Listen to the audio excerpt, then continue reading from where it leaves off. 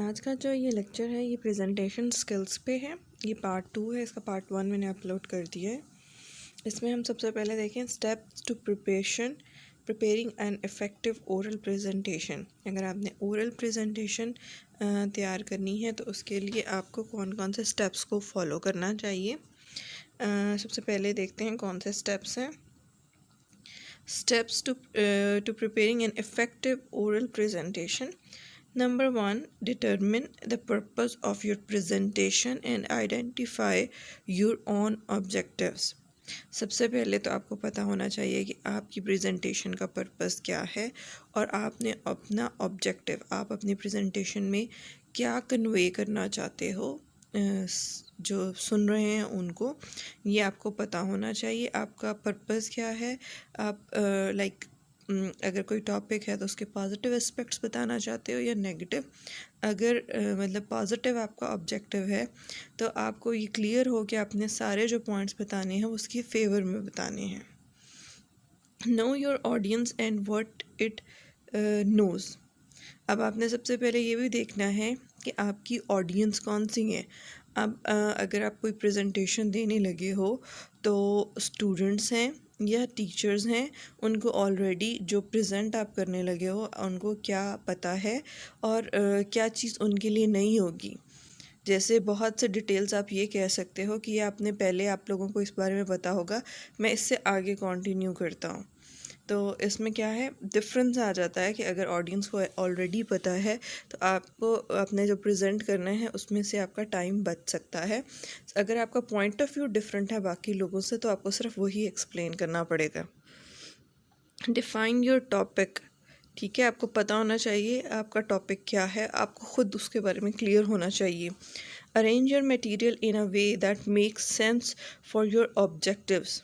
जो आपने मटेरियल इकट्ठा करना है, जैसे मैंने पहले बताया है कि आपने किसी चीज़ के फेवर में मटेरियल इकट्ठा करना है तो वो मतलब उसी के रेलेवेंट मटेरियल आप उसको कलेक्ट करें। ये नहीं है इररेलेवेंट मटेरियल आप उसके लिए कलेक्ट कर लें। Compose your presentation. अगर आपने पावर पॉइंट पे देनी है या मतलब तो आपको सबसे पहले क्या करना है, उसमें से मटेरियल को सिलेक्ट करना है और स्लाइड्स के अंदर उसको कंपोज करना है। ओके, इसके अंदर जब आपने बाकी पहले वाले सारे स्टेप्स कर लिए हैं तो अब आपका क्या आता है, create visual aids. Visual aids के अंदर क्या क्या आएगा कि आपने जो प्रेजेंटेशन के अंदर बाकी मटेरियल ऐड करना है, लाइक डायग्राम्स और उससे रेलेवेंट चीज़ें वो आपने क्रिएट करनी है। देन है practice your presentation, don't forget to time it. सबसे इम्पॉर्टेंट बात ये आती है कि जब आपने प्रेजेंट करना है उससे पहले आप घर में या जहाँ पे भी आप अकेले हैं तो आप उसको पहले प्रैक्टिस करके देख लें और रियल टाइम प्रेजेंटेशन से पहले, और उसको आपने टाइम उसका मेजर ज़रूर करना है। अगर प्रेजेंटेशन की कोई टाइम लिमिटेशन है तो आपको आइडिया होना चाहिए कि आपकी प्रेजेंटेशन कितनी देर में ख़त्म होगी। तो टाइम मेजरिंग भी बहुत इम्पॉर्टेंट है ताकि आपको पता हो अगर आप कहीं पे कॉन्फ्रेंस में या सेमिनार में प्रेजेंट कर रहे हो तो आपकी कितनी टाइम की स्लॉट होगी। Make necessary arrangements. अगर आपको कुछ चीज़ें मटेरियल वगैरह चाहिए प्रेजेंटेशन के अंदर तो आप उसको कंफर्म करें, कि वो माइक प्रोवाइड कर रहे हैं या नहीं कर रहे, वो प्रोजेक्टर प्रोवाइड कर रहे हैं या नहीं कर रहे जहाँ पर आपने प्रेजेंट करना है। और अगर आपने ही ये सब चीज़ें अरेंज करनी है तो उसको टाइम से पहले आपने अरेंज करके रखना है। Then comes analyze the room where you have been will be giving your presentation, setup, straight light, equipments. जो जो चीज़ें चाहिए उस रूम को जाकर देखें कि वहाँ पे वो सब चीज़ें अवेलेबल हैं या नहीं हैं, आपका प्रॉपर सेटअप वहाँ पर है या नहीं है, उसको आपने मेक श्योर करना है प्रेजेंटेशन से पहले। और इन सब चीज़ों के बाद भी आपने एक दफ़ा प्रैक्टिस करनी है ताकि आप की प्रेजेंटेशन फ़्लो में आ जाए और आप उस दिन परेशान ना हों। Next is 5 M's of presentation, 3 M's of presentation. The 3 M's like matter, method and manner all have specific characteristics that sets out the basic outline for the presentation. ये बेसिक 3 चीज़ें हैं जिससे आपकी प्रेजेंटेशन की बेस बनेगी, जिसमें क्या है, matter, method and manner. Okay.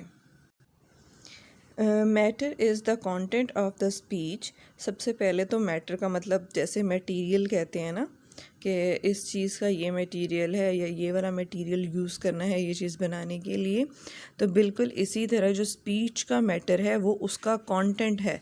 आपने उसमें क्या क्या चीज़ें इंक्लूड करनी हैं, क्या क्या एग्जाम्पल्स देनी हैं, कौन कौन से स्टैटिस्टिक्स शो करने हैं, ग्राफ्स शो करने हैं, ये सब क्या है, मैटर है प्रेजेंटेशन का.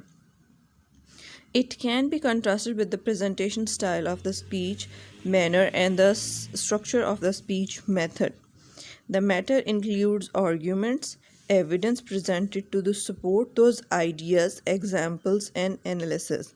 यहाँ पे वो बता रहे हैं कि मैटर के अंदर क्या क्या आएंगे, आर्ग्यूमेंट्स आ सकते हैं, एविडेंस आ सकता है, और क्या है, एग्जाम्पल्स आ सकती हैं. जिस जिस चीज़ से आपने ये प्रूव करना है कि आप जो प्रेजेंट कर रहे हो आपके पास लॉजिकल आर्ग्यूमेंट्स हैं और आप सही प्रेजेंट कर रहे हो, वो उसका प्रेजेंटेशन का मैटर है. Okay, matter includes substantive material, rebutted points of information in the debates in which the points of information are used both context or the question and the content of the answers are considered matter. अगर आपने कोई question भी use करना है अपनी presentation में तो वो भी मैटर ही होगा, किसकी, प्रेजेंटेशन का. Elements of matters are logic and relevance. अब जब आपने मैटर इकट्ठा करना है, या इसको अदर मीनिंग्स ऑफ मटेरियल कहेंगे प्रेजेंटेशन के लिए, तो उसमें क्या चीज़ें होनी ज़रूरी है, लॉजिक और रेलेवेंस. ठीक है, लॉजिकली वो उसको उसी को सपोर्ट कर रहा हो जो आपका पर्पज़ है, ये ऑब्जेक्टिव है आपकी प्रेजेंटेशन का, और रेलेवेंस होना चाहिए, उसी से रिलेटेड होना चाहिए. Then comes method. Method is the way the speech debate is structured. ठीक है, जिस तरीके से आप जो प्रेजेंटेशन या प्रेजेंट कर रहे हो उसका स्ट्रक्चर क्या है. इंट्रोडक्शन पहले है, उसके बाद अपने उसी को इंट्रोडक्शन को एक्सप्लेन किया है, तब उसके पॉजिटिव और नेगेटिव एस्पेक्ट टॉपिक के बता रहे हो, तो ये क्या है, मेथड है. किस तरह से आपने अपनी प्रेजेंटेशन को स्ट्रक्चर किया है, that is method. This looks at the ordering of an individual debate. Did the first speaker define the topic before moving on to their points, or did a speaker remember to rebut the opposition case before moving on to their own? ठीक है, अब इसमें क्या करना है, आपने order देखना है कि स्पीकर ने अपना टॉपिक पहले एक्सप्लेन किया है और फिर वो नेक्स्ट पॉइंट पे गया है. ये क्या आएगा, मेथड के अंदर आएगा. Method also includes the time that individual debate takes for and how long a debater spend on each part of debate including debating points and summary. अब क्या क्या है कि आपका जो प्रेजेंटर है या डिबेटर इसको कह सकते हैं, जो बोल रहा है वो किस पोर्शन पे कितना टाइम स्पेंड कर रहा है, ये भी मेथड में आएगा. अब आखिरी जो एम है वो है मैनर. ओके, मैनर में आता है, manner is usually overlooked as an important part of debating but still makes up 40% of the debaters mark in any debate. कोई भी जो प्रेजेंट कर रहा है वो उसके अंदर जो मैनर है प्रेजेंटेशन का वो 40% कंट्रीब्यूट करता है, और नॉर्मली लोग इसको इग्नोर कर देते हैं और अपना ज़्यादा सारा मार्क्स हैं वो इसकी वजह से खो देते हैं. This covers debater speaking style, the way they present their case, if they include humor, and if they constantly make eye contact or read straight off their notes. अब इसके अंदर मैनर्स में क्या क्या चीज़ें आती हैं, जो प्रेजेंटर है वो कॉन्फिडेंटली प्रेजेंट कर रहा है, उसका स्पीकिंग स्टाइल क्या है, और वो बीच में ह्यूमर या कुछ भी इंक्लूड कर रहा है जिससे अटेंशन गेन कर सके लिसनर्स की, और उसके बाद वो आई कांटेक्ट मेंटेन कर रहा है या नहीं कर रहा, या स्ट्रेट वो नोट से रीड कर रहा है. ठीक है, ये चीज़ें बहुत इंपॉर्टेंट हैं और वो नॉर्मली लोग इसको इग्नोर करते हैं। बाकी सब चीज़ें क्या हैं, उस पर प्रेजेंटेशन के मटेरियल के ऊपर ज़्यादा फोकस करते हैं। दो these things sound simple, debtors constantly overlook the importance of these and lose marks easily because of it। सुनने में ये चीज़ें बहुत आसान लगती हैं कि आपने इसको अच्छे तरीके से प्रेजेंट करना है, आई कांटेक्ट मेंटेन करना है, लेकिन जब प्रेजेंट करना होता है तो लोग नॉर्मली इसको ओवरलुक कर देते हैं और उनके मार्क्स इसी वजह से कम आते हैं। ओके, नेक्स्ट है strategies for effective oral delivery. जब आपने प्रेजेंट करनी है एक ओरल प्रेजेंटेशन तो उसको उससे पहले आपने कौन कौन सी स्ट्रैटेजीज़ पे फोकस करना है। Vocal clues, a voice communicates a great deal more than words alone. आपकी आवाज़ से बहुत सी चीज़ें ज़ाहिर हो जाती हैं। अगर आपकी आवाज़ काम रही है प्रेजेंटेशन के दौरान तो पता चल जाएगा कि आप इतने कॉन्फिडेंट नहीं हो। तो सिर्फ लफ्ज़ ही नहीं, आपकी वॉइस से भी बहुत सी चीज़ों का पता चल जाता है। A presenter's voice is a potential powerful tool to make an oral delivery effective and impressive. तो इसलिए बहुत ज़रूरी है कि जो प्रेजेंटर है उसकी आवाज़ के अंदर मतलब एक पोटेंशियल पावर हो, जिससे नेक्स्ट पर्सन सुने और उससे इम्प्रेस भी हो और उससे इफ़ेक्ट भी हो, उससे फ़ायदा भी उठाए। Professionals whose career depend upon skilled communication take seriously the need to develop positive and powerful vocal attributes। और जिन लोगों का कैरियर कम्युनिकेशन स्किल से डील करता है और जिन्होंने बात करके किसी को कन्विंस करना होता है, ख़ास तौर पे सेल्स डिपार्टमेंट में या HR या कुछ इस टाइप का बिज़नेस में, तो उन लोगों को इस चीज़ का बहुत अच्छे तरीके से एहसास होता है कि आवाज़ के वोकल क्लूज़ की कितनी ज़्यादा इम्पोर्टेंस है और वो उस चीज़ पे बहुत ज़्यादा फोकस भी करते हैं। Pitch, the term pitch refers to the degree of highness or lowness of the sound। और पिच जो आवाज़ की है कि नॉर्मली आप कितने ऊंचा बोलते हो या कितना आहिस्ता बोलते हो, ओवरऑल वो आपकी साउंड की पिच होती है। Every voice has a normal pitch in terms of what is normal for a speaker. ठीक है, हर एक की आवाज़ की कुछ ना कुछ पिच होती है। कुछ लोग बोलते ही बहुत ऊंचा है और कुछ लोग बोलते ही बहुत आहिस्ता है, तो उसका ये कहते हैं कि इसकी पिच आहिस्ता है या पिच इसकी ऊंची है। तो the norm for an effective communicator is a pitch that can be raised a few levels without sounding squeaky and lower a few level without sounding glumly. अब इसके अंदर क्या है कि आपने अपनी आवाज़ को ऊंचा करना है जो आपकी नॉर्मल पिच है उससे, लेकिन उसकी वजह से आपकी आवाज़ फटी हुई ना आए। और अगर आप बहुत ज़्यादा ऊंचा बोलते हो तो आपने अपनी आवाज़ को नीचे लाना है, लेकिन वो आपकी आवाज़ दबी दबी भी ना लगे। आपने अपनी आवाज़ को ऊंचा करना है लेकिन अपनी पिच के according. Such a range allows a speaker to vary pitch for the contrast while maintaining a vocal quality that is pleasant to ear। कुछ लोग बहुत ज़्यादा ऊंचा बोलते हैं तो उनकी आवाज़ जैसे कहते हैं ना फट रही है और अजीब सी साउंड आ रही है। तो उसके लिए क्या ज़रूरी है कि आप अपनी आवाज़ को ऊंचा तो करो लेकिन वॉइस की क्वालिटी भी साथ में मेंटेन करो, ताकि जो आप बोल रहे हो वो लिसनर्स को सही तरीके से समझ आए, वो उस चीज़ से इरिटेट ना हो। Volume. Listener wants to clearly hear a speaker without straining to do so and without being blustered out of their chairs। अब जो सुनने वाले हैं वो आवाज़ नॉर्मल आवाज़ सुनना चाहते हैं, इतनी ऊंची भी नहीं कि वो अपनी चेयर्स में डर के उठ बैठें और ना ही इतनी आहिस्ता कि उनको समझ ही ना आए और उनको गौर करना पड़े कि प्रेजेंटर बोल क्या रहा है। A presenter who speaks too loudly may be perceived as bombastic, aggressive or insensitive to listeners। जो बहुत ज़्यादा ऊंचा बोल रहा है तो उसके बारे में लिसनर एज्यूम कर सकते हैं कि वो बम्बास्टिक तरीके से बोल रहा है, एग्रेसिव है मतलब लड़ाई कर रहा है, और इनसेंसिटिव है जैसे मैं इसके एग्जांपल आपको बताने लगी थी कि नॉर्मली कोई हमारे जानने वालों में कोई ना कोई ऐसा होता है कि वो जब भी बात करता है तो वो नॉर्मल बात कर रहा होता है और बाकी सब उसको बोल रहे होते हैं कि भाई लड़ क्यों रहे हो, तो वो आगे से एक्सप्लेन कर रहा होता है कि मैं लड़ नहीं रहा हूँ, मैं बोलता ही ऐसे हूँ।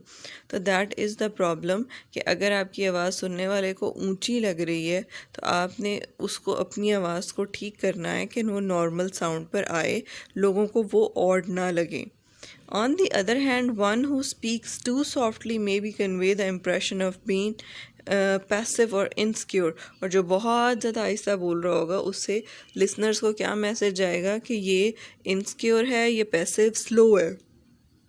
तो आपने अपनी आवाज़ को नॉर्मल रखना है जितना कि सुनने वालों को सही लगे। Rate an average rate of speech is 140 words पर मिनट। अब रेट क्या है कि आप किस स्पीड से वर्ड्स को बोल रहे हो, अदा कर रहे हो। तो जो एवरेज बोलने की स्पीड है 140 वर्ड्स एक पर्सन बोलता है पर मिनट के अंदर। एक मिनट अगर आप कॉन्टीन्यूसली बोल रहे हो तो आप 140 वर्ड्स बोल रहे हो। और जो ये rate of speed of your words है, इससे आप इजीली अपनी स्लाइड्स की टाइमिंग भी मेजर कर सकते हो। फॉर एग्ज़ाम्पल अगर आपने वर्ड काउंट कर लेते हो तो उससे आपको पता चल जाएगा कि अगर आपने सिर्फ स्लाइड से देख के रीडिंग करनी है तो आपको कितना टाइम लगेगा ये सब चीज़ें बोलने में। As with other vocal characteristics, the rate of speed should be varied during a presentation. जिस तरह बाकी आपकी वोकल क्वालिटीज़ को चेंज होता है प्रेजेंटेशन में, इसको भी चेंज होना चाहिए। जैसे कुछ बहुत इंपॉर्टेंट बात है तो उसको बार बार रुक के बाद में रिपीट करना चाहिए, और लाइक हेडिंग है, इम्पोर्टेंस है किसी चीज़ की, या डिसएडवांटेजेस हैं, हार्मफुलनेस कुछ चीज़ की एक्सप्लेन कर रहे हैं, तो वो आपने बार बार रिपीट करनी है। और उसके आपकी साउंड के अंदर कुछ हॉरर आना चाहिए कि नेक्स्ट पर्सन को पता चले कि कुछ इंपॉर्टेंट पता चल रहा है या कुछ हॉरिफाइंग पता चल रहा है। तो ये क्या है, स्पीच को वेरी करना चाहिए प्रेजेंटेशन में। For emphasis, a speaker may periodically slow down to less than 100 words per minute to voice a point in a deliberate manner. लेकिन जब आप प्रेजेंटेशन दे रहे हो तो आपको ऑटोमेटिकली 100 वर्ड्स पर मिनट पे आ जाना चाहिए, ताकि आप अगर उसको जिस तरह अब मैं आहिस्ता आहिस्ता एक एक वर्ड को क्लियरली बोल रही हूँ, तो बिल्कुल इसी तरह जब आप प्रेजेंट कर रहे हो तो आप 1 बाय 1 वर्ड्स को बोलो, ताकि जो सुनने वाला है उसको सही से समझ आ जाए, कोई वर्ड मिस ना हो जाए। बिकॉज अगर आप तेज़ बोल रहे हो तो कुछ उनके वर्ड्स मिस हो जाएंगे। तो कोशिश ये करें कि आप 100 वर्ड्स पर मिनट बोलें ताकि सुनने वाले को ईजीली समझ आ जाए। Tone, the quality of tone is a combination of pitch, strength and character. ठीक है, अब टोन क्या है, वो कम्बिनेशन किस चीज़ की होती है, पिच, साउंड की पिच हम पहले डिस्कस कर चुके हैं, स्ट्रेंथ एंड करेक्टर। अब टोन जो है यहाँ पे आगे एक्सप्लेन किया हुआ है करेक्टर को। Character refers to the sense और meaning a particular tone convey. अब ये सब जब करेक्टरिस्टिक वॉइस के इकट्ठे होंगे, पिच, स्ट्रेंथ एंड करेक्टर, तो जिस टाइप की साउंड आ रही होगी ये जिसको सुन के लाइक अगर बच्चों वाली साउंड है, चाइल्डिश है, जैसे एग्जांपल नीचे दी हुई है। For example a tone of voice may be described as gentle, angry, sarcastic, childish, serious. ठीक है, तो ये किस तरह बनेगी कि आप उसके पिच से अंदाज़ा लगाओगे किस फोर्सफुली बोल रहे हैं। बच्चे बहुत इजी आहिस्ता आहिस्ता बोलते हैं, उनकी क्लियर साउंड नहीं होती। जो बड़े होते हैं वो बहुत क्लियरली बोलते हैं, सीरियसली बोल रहे हैं, हंस के बोल रहे हैं, वर्ड्स पे फोकस कर रहे हैं, अलग अलग बोल रहे हैं, या किस, ये सब चीज़ें जो उनसी हैं ये उसकी टोन बनाएंगी। नेक्स्ट है विजुअल क्लूज़। अभी तक जो हमने थे वो थे कौन से, साउंड क्लूज़ थे। विजुअल क्लूज़ के अंदर वो चीज़ें आएंगी जो ऑडियंस आंखों से देख रहे होंगे। बाकी जो पहले साउंड की क्वालिटीज़ थी वो सब क्या थी, ऑडिटरी थी, जो वो सुन रहे थे। अब ये क्या है, विजुअल क्लूज़ हैं जो वो आंखों से देखेंगे और उनको नज़र आएगा और उसका प्रेजेंटेशन में क्या इफ़ेक्ट होगा। People in an audience are viewers as well as listeners. View भी कर रहे होते हैं और लिसन भी कर रहे होते हैं। They see a speaker before they hear the first word of a message. वो स्पीकर को सबसे पहले देखते हैं इससे पहले कि वो कुछ बोले या उसको उसका कोई भी लफ्ज़ सुनने से पहले वो उसको देखते हैं कि उस किस टाइप की उसकी पर्सनालिटी है या किस टाइप का वो अपीयर हो रहा है। As with vocal cues visual cues convey meaning, spark attention and response from the audience and the shape audience perception of the presenter। अब क्या है कि वोकल क्लूज़ के अलावा जो विजुअल क्लूज़ हैं उससे भी बहुत से मैसेज कन्वे होते हैं और लोग उस पर फोकस करते हैं। Skilled presenters are alert of what they communicate of facial experience, eye contact, gesture, movement, and attire।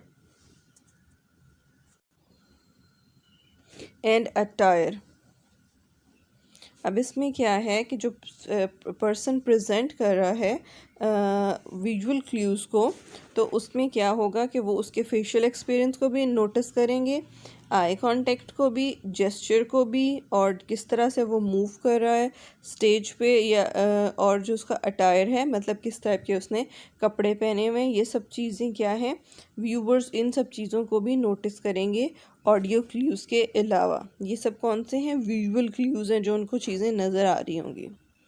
सबसे फर्स्ट पे क्या है? Facial expressions. जो पर्सन प्रेजेंट कर रहा है उसके फेस के एक्सप्रेशन कैसे हैं।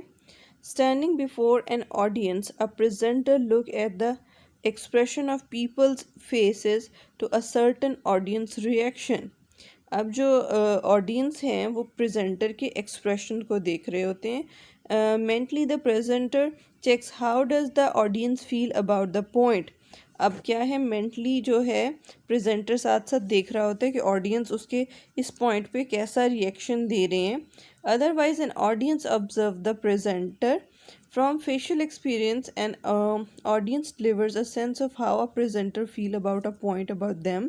अब जो ऑडियंस है उसका जो प्रेजेंट कर रहा है उसके फेशियल एक्सप्रेशन या उसके बिहेवियर से अंदाज़ा लगाते हैं कि ये उसके बारे में कैसा फील कर रही है, ऑडियंस उसके मैसेज से कन्वे हो रही है या एग्री कर रही है या नहीं कर रही।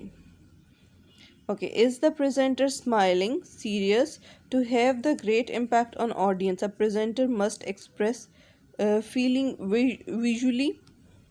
The excitement of a speaker's face generates excitement in an audience. A facial expression that reveals anxiety causes an audience to feel anxiety and uneasy. जिस टाइप का आपका बिहेवियर होगा स्टेज पे वो जो आपकी ऑडियंस है वो भी फील कर रही होगी। अगर आपका फेशियल एक्सप्रेशन से एंजाइटी ज़ाहिर हो रही है तो ऑटोमेटिकली जो व्यू आपकी ऑडियंस है वो भी उसके साथ वही एंजाइटी ही फील करेंगे। तो इसलिए फेशियल एक्सप्रेशंस बहुत इम्पॉर्टेंट हैं एक प्रेजेंटेशन में। नेक्स्ट है eye contact. Okay, eye contact. Making eye contact with people in an audience is important because it sends a signal that the speaker is connecting with them. अब eye contact presentation में बहुत ज़्यादा ज़रूरी है because eye contact से ही audience को लगेगा कि जो स्पीकर है वो उससे कनेक्टेड है और वो उनसे बात कर रहा है, उनको कोई मैसेज कन्वे करने की कोशिश कर रहा है। Attention to the eye contact forces a presenter to become sufficiently prepared so as not to be dependent on reading from the notes. अगर एक प्रेजेंटर को आई कांटेक्ट के लिए वो प्रिपेयर है, वो आई कांटेक्ट कर सकता है, तो वो जो नोट से रीड कर रहा है वो उसकी हैबिट भी कम हो जाएगी। Meaningful eye contact distinguishing relational presentation from informational bound speakers.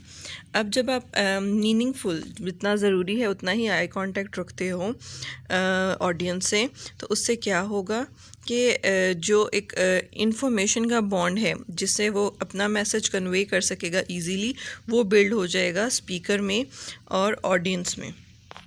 Then comes gestures. Gestures. Natural spontaneous gestures are an asset to the presentation provided they are consistent with the meaning a speaker intend to convey and provided they are culturally correct. ठीक है, अब जो gestures हैं वो बहुत ज़्यादा important है एक प्रेजेंटेशन में, और वो भी स्पॉन्टेनियस जो फ़्लो के अंदर आ रहे हो, नेचुरल हो। और स्पीकर को इस चीज़ का ख्याल रखना चाहिए अपने जहन में कि उनके कल्चर से वो रेलेवेंट हो। मे बी वो किसी और कल्चर में एक्सेप्टेबल हों और लेकिन लोकल कल्चर में एक्सेप्टेबल ना हो, तो उसको उन जेस्चर्स का भी ख्याल रखना चाहिए। जैसे अगर हम अपने लोकल कल्चर के अंदर देखते हैं तो कोई हाथ बांध के सामने खड़ा होता है, मतलब फ्रंट के ऊपर दोनों हाथ को उसने पकड़ के खड़ा होता है और नीचे झुक के देख रहा है, तो उसको आउट ऑफ रिस्पेक्ट देखा जाता है कि नेक्स्ट पर्सन की वो रिस्पेक्ट कर रहा है।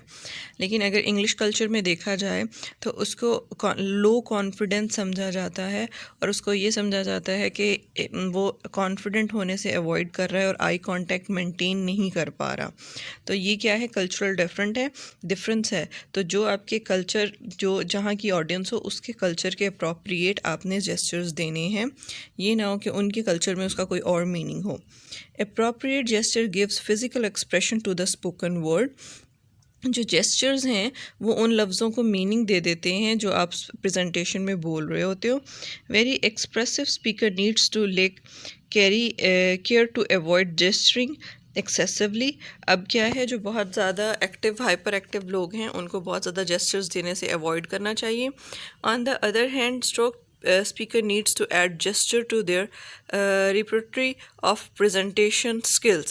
अब क्या है, जो बहुत ज़्यादा मतलब पैसिव हैं या स्लो हैं, उनको अपनी प्रेजेंटेशन के अंदर कुछ जेस्चर्स ऐड करने चाहिए। When presenting the large group, gesture need to be expressed more expensively, or they will not be seen by the people seated at the distance from the platform। जब ज़्यादा लोग हों और बड़ा हॉल या ज़्यादा ऑडियंस हो, तो आपके जो उनसे जेस्चर्स हैं वो ज़्यादा लाउड होने चाहिए। लाउड इन अ सेंस कि आपकी हैंड मूवमेंट वगैरह ज़्यादा होनी चाहिए, ताकि जो लोग डिस्टेंस में बैठे हैं, पीछे बैठे हैं, उनको भी आपके जेस्चर्स नज़र आएँ। Then comes moment when a speaker remains stationary as though locked in one place on the platform, the interest of the audience wins।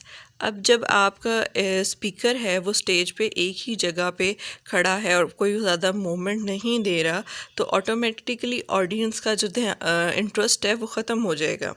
When a speaker doesn't move, people in the audience don't move their head, their eyes or their position while seated।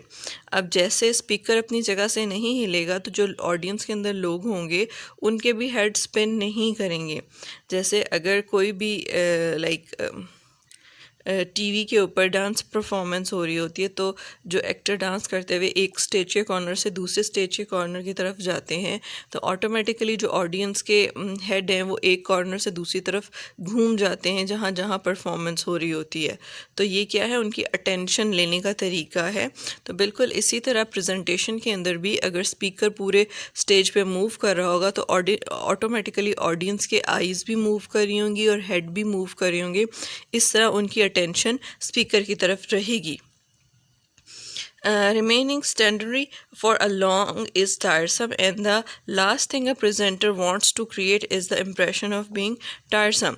अगर एक बंदा जो present कर रहा है वो ज़्यादा move नहीं करेगा, तो उससे क्या होगा, एक इम्प्रेशन जाएगा कि प्रेजेंटर जो है जो देख रहे हैं वो भी उसको देख देख के बोर हो जाएंगे और थक जाएंगे। Head movement, a speaker's head should move। Nodding the head up and down communicates affirmation। Shaking the head side to side signifies disagreement। जब सर को ऊपर नीचे हिलाया जाता है तो उसका मतलब रज़ामंदी वाली सेंस में आता है, और जब एक साइड से दूसरी साइड पे मूव किया जाता है तो वो डिसएग्रीमेंट के सेंस में जाता है। Body movement, a speaker's body should move। Body movement add more than expressiveness of a presentation। जब बॉडी मूव करती है तो बॉडी मूवमेंट से क्या होता है, ज़्यादा चीज़ें एक्सप्रेस होती हैं। It's adds energy as well. Effective presenters make use of the entire platform available to them as a mean of expanding their presence before a group. अब क्या है कि जैसे बॉडी मूवमेंट से एक स्टेज पे एनर्जी बिल्ड होती है और जो इफ़ेक्टिव स्पीकर होते हैं वो पूरा प्लेटफॉर्म यूज़ करते हैं और अपनी प्रेजेंस को शो करते हैं लोगों के सामने. Then comes posture.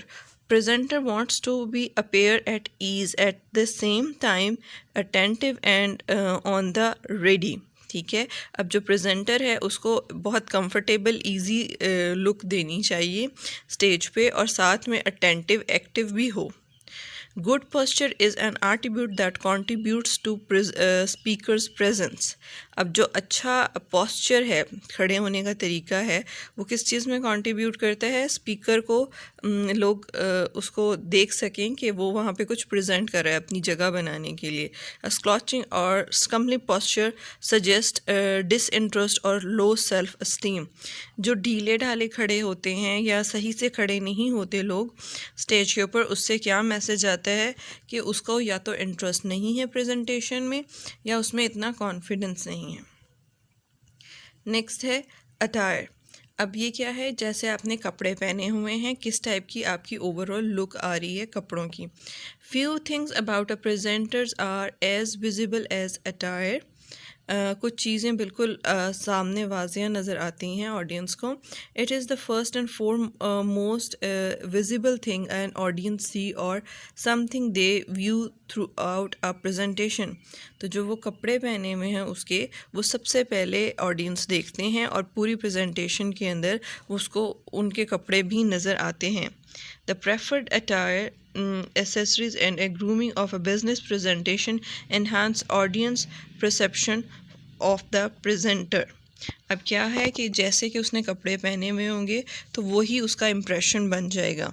They convey that the speaker is credible, competitive, first class, professional. अगर उसने प्रॉपर कपड़े पहने हुए हैं जो रिक्वायरमेंट है बिज़नेस प्रेजेंटेशन की, तो लोगों पे इम्प्रेशन जाएगा कि वो क्या है, मतलब उसके काबिल है प्रेजेंटेशन के और प्रोफेशनल है. Refrain from the over dressing and under dressing. अब आपने क्या काम करना है कि ना ही बहुत ज़्यादा ओवर कपड़े पहने हैं, ना ही आपने बहुत ज़्यादा अंडर ड्रेस, मतलब जो उसकी ओकेजन की रिक्वायरमेंट है उससे स्टैंडर्ड से कम भी नहीं पहने. Few accessories should be worn. Hair should be clean and neatly styled. Clothes of a very bold or high color should be avoided. अब कुछ एसेसरीज़ पहनी चाहिए, बहुत ज़्यादा ओवरलोड भी नहीं करना चाहिए और ये भी नहीं कि कोई एसेसरी ना पहनी हुई हो. बालों को अच्छे तरीके से नीटली बनाया हुआ हो और जो क्लोथ्स हैं वो बहुत ज़्यादा ब्राइट कलर के ना हों. Avoid distracting habits. ठीक है. Some behavior do not belong to the platform of a business presentation among those listed below. कुछ चीज़ें जो हैं वो प्रेजेंटेशन के लिए स्टेज के पे बिल्कुल भी अच्छी नहीं लगती, उन चीज़ों को अवॉइड करना चाहिए. Never chew gum in a business presentation. कभी भी आपको गम को च्यू नहीं करना चाहिए, बबल गम नहीं खानी चाहिए प्रेजेंटेशन के दौरान में. Never smoke in a business presentation. Smoking नहीं करनी चाहिए. Refrain from the fiddling with the clothes, jewellery, hair, fingernails, audio visual equipments or any manner that could distract the attention of the audience. अब आपने अपने कपड़ों से, jewellery से, fingers, इन सब चीज़ों में से किसी चीज़ के साथ भी खेलना नहीं है. इससे क्या होगी, ऑडियंस डिस्ट्रैक्ट हो जाएगी और वो आपकी हैबिट पे फोकस करना शुरू कर देंगे. The 4 P's plan, prepare, practice and present.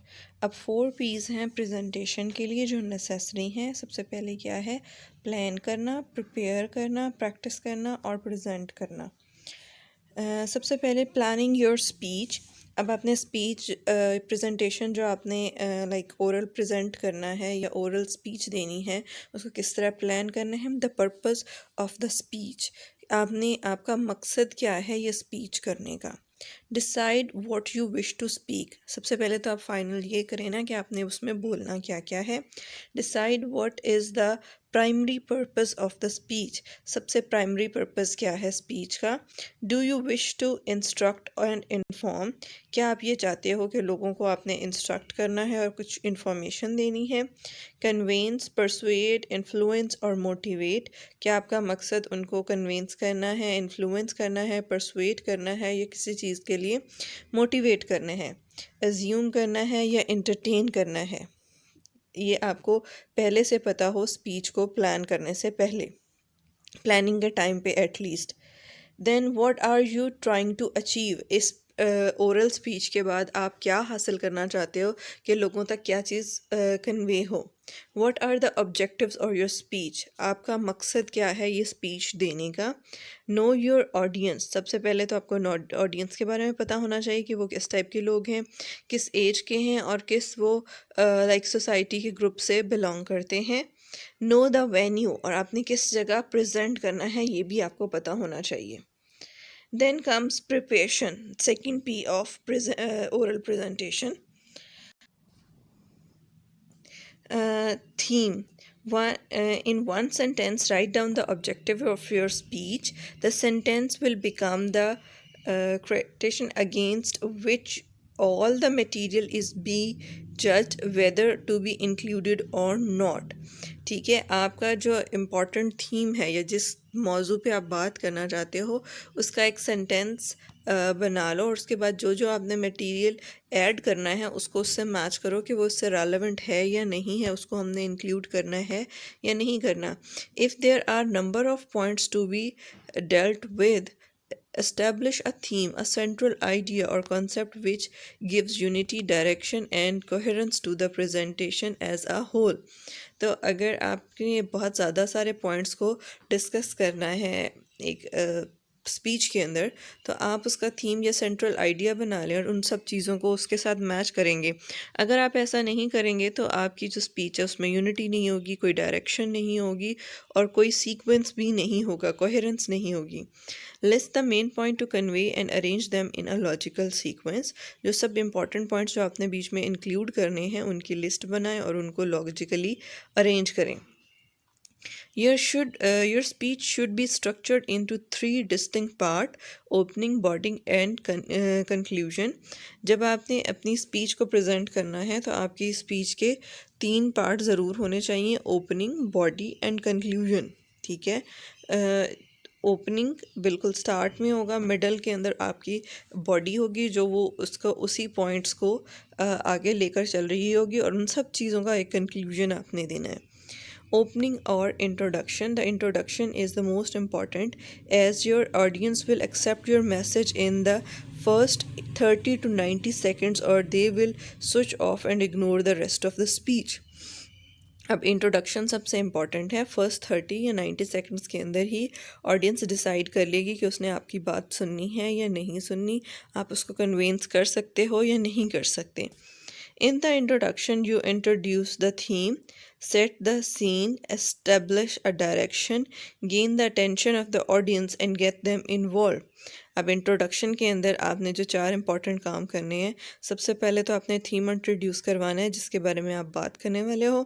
Then क्या है, सेट द सीन, जो चीज़ आप एक्सप्लेन करना चाह रहे हो उसका सीन एस्टेब्लिश करना है, उसके लिए बेस बनानी है। एस्टेब्लिश अ डायरेक्शन, डायरेक्शन का मतलब ये है कि आपने उसमें कुछ ना कुछ उनको बता देना है कि मैं आगे स्पीच में क्या बताने वाला हूँ या बताने वाली हूँ। Gain the attention of audience and get them involve, और आपने क्या करना है इस इतने के अंदर कुछ अट्रैक्टिव अपनी स्पीच को इस तरह प्रेजेंट करना है कि ऑडियंस की अटेंशन आपकी तरफ आ जाए। Introduction should be short, positive, easy to handle, generate interest and explanatory, and you must feel comfortable with it. जो इंट्रोडक्शन है वो शॉर्ट भी होना चाहिए, पॉजिटिव भी होना चाहिए और उसको इजीली समझ भी जाएं और वो लोगों का इंटरेस्ट भी बीच में इन्वॉल्व कर लें और आप खुद भी उसको बताते हुए कंफर्टेबल फील करें। It should create a vivid image and possibly an image that the audience can identify with. ठीक है, वो उसका आपने क्लियर इमेज बता दे कि अब क्या होने वाला है और ऑडियंस को भी उसमें समझ आनी शुरू हो जाए। अब कुछ चीज़ें हैं जो आपने नहीं करनी। Do not repeat the title, read the introduction, apologise, explain, complain और मेक एक्सक्यूजेस। अब आपने क्या क्या बीच में काम करना, जो काम नहीं करने वो आपने टाइटल को रिपीट नहीं करना, अपोलोजाइज बीच में नहीं करना, चीज़ों को एक्सप्लेन नहीं कर उसी टाइटल को एक्सप्लेन नहीं करना, कंप्लेन नहीं करनी और कोई भी एक्सक्यूज़ नहीं बनाना। Ideas for an attention gaining opening. अब आइडियाज़ जो हैं एक अट्रैक्टिव और अच्छी ओरल स्टार्ट करने से पहले आप क्या क्या कर सकते हो। Use a question related to audience need. अब आप क्वेश्चन पूछ सकते हो ऑडियंस से उनके नीड्स के बारे में। पे अ सिंसियर कॉम्प्लीमेंट, कोई अच्छा सा कॉम्प्लीमेंट दे सकते हो। Use a quotation the reinforces your opinion, remember to state the author. अब आप किसी की कोटेशन यूज़ कर सकते हो जो आपके पॉइंट से एग्री करती हो, लेकिन आपने जिसकी कोटेशन यूज़ की है उस ऑथर का नाम ज़रूर मेंशन करना है। Then comes body.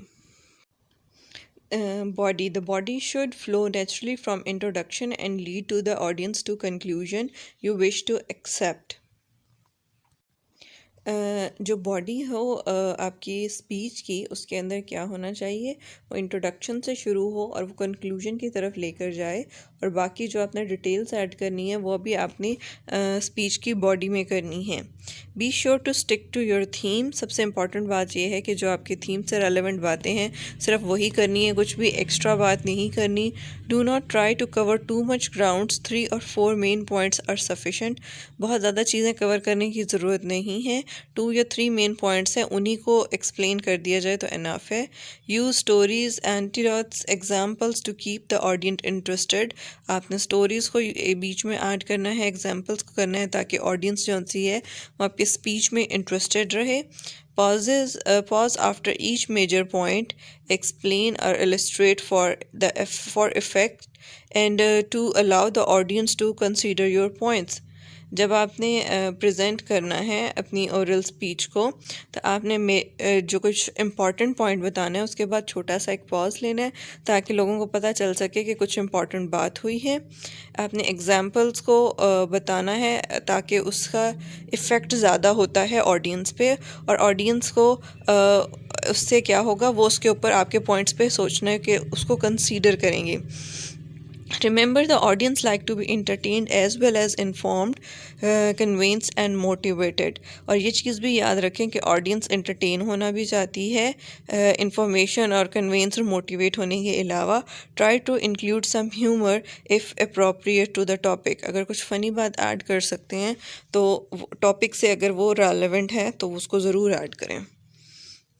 Then comes conclusion. Conclusion should restate the essential message, keep it short and simple. Conclusion जो सा है important message को repeat ज़रूर करे और वो short भी हो और simple भी हो। Memorize the conclusion and the opening. कोशिश करें कि conclusion और जो opening है उसको याद कर लें। Refer back to the points in the introduction to round off the speech. आपने क्या करना है कि चीज़ों को कुछ को याद कर लेना है ताकि आप स्पीच को खुद से कंक्लूड कर सकें। The conclusion should always link back to the opening. Conclusion हमेशा ओपनिंग से लिंक होना चाहिए। Do not introduce any new information to round off the speech. कुछ भी नया नहीं बताना अपने कंक्लूजन में।